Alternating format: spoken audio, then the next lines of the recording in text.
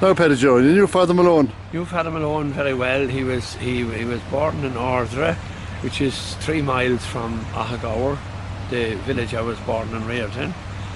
He emigrated then. Of course he was ordained, and he went off on the foreign missions, and he was where he ended up was in China.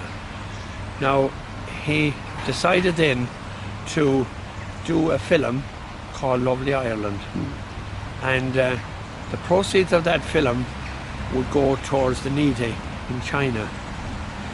Now it was a silent film, but he was a mighty man because he did the commentary on each scene. Now there were some lovely scenes. There was scenes there in Ahagaur where I'll Take You Home Again, Kathleen. That was the people involved there was Willa Regan and Mary Ellen Kearney. They were the two that were involved there. They acted out the parts, yeah? They acted out the part, yes, they did. And sitting on the bridge, on the wall, and him going in, Willie going in, saying a prayer on the grave, saying goodbye to his dead. That's at the Round Tower now, is it? At the Round Tower, the yes, Round Tower, at yeah. the Round Tower. And then later then he had another film then where he had Michael Geraghty. He was dressed up in the FCA uniform, and he was saying goodbye to his girlfriend Kathleen Geraghty. She was from Caraboan. That was a lovely scene. That was taken above at Sab King's, just as you come down the hill there. That was a beautiful scene. The other scene then he had, and I thought was very hilarious, and that was Michael Coleman from Shaheen riding Michael Sheridan's donkey. And I mean, that was hilarious because the donkey was jumping and leaping and bucking, and Michael would be down and he'd be up, and that was hilarious. And where was it shot? That was shot in Shaheen. In the village? In the village in Shaheen. And then I thought he did a lovely one then as well of in Caluwalla, where the Carter family in Caluwalla, it showed Mrs. Carter coming out to the cornfield. This time of the year actually, it was this harvest time, and they were cutting the corn there with the horses and the machine and sheafing the oats and all that. I thought that was a lovely one.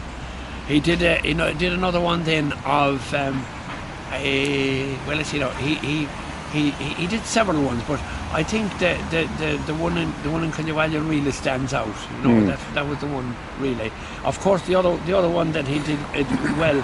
He did one then at the cattle fair in Westport, and he had Tom Hines out in Ahagaur. He had Tom Langan.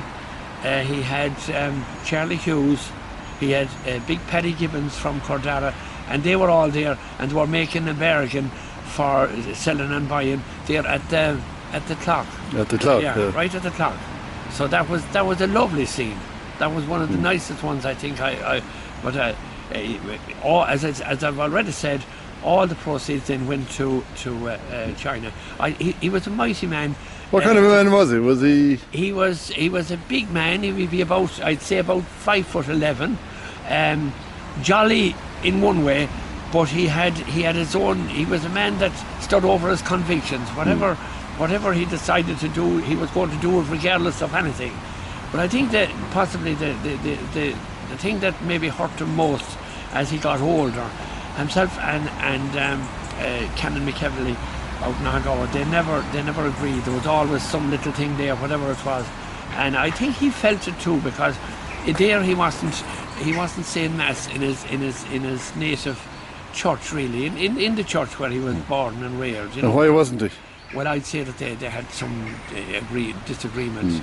Now, I don't know whether it was that the hierarchy here thought that he was stealing their thunder, because with this lovely film that he was doing, because the film was gaining momentum as the time went on. I mean, he showed it in all the places right round about Ahagaur, Kilmena, anywhere, Ballinrobe, anywhere at all that he could show it, and it was the big reel. That's the way it used to work. And then he had to break down an odd time, and he'd say some jolly things like so. But he spoke a lot about China, and he spoke a lot about the hardship that they had there. Well, he spent a lot of time there, didn't he? Oh, he spent a lot of time. But then later, when he came back here to Ireland, he, as far as I know now, I'm not 100% sure, but I think that he was in a nursing home at the finish. But I do know exactly where he's buried in Ahagawa. I know exactly the place because he put up a headstone there. And it's there that he was buried with his father and mother. Oh, okay, right. Yeah. So he was a very popular man around, was he? Oh, very popular. Very popular, yeah. Very popular, yeah. And what kind of a camera did he have?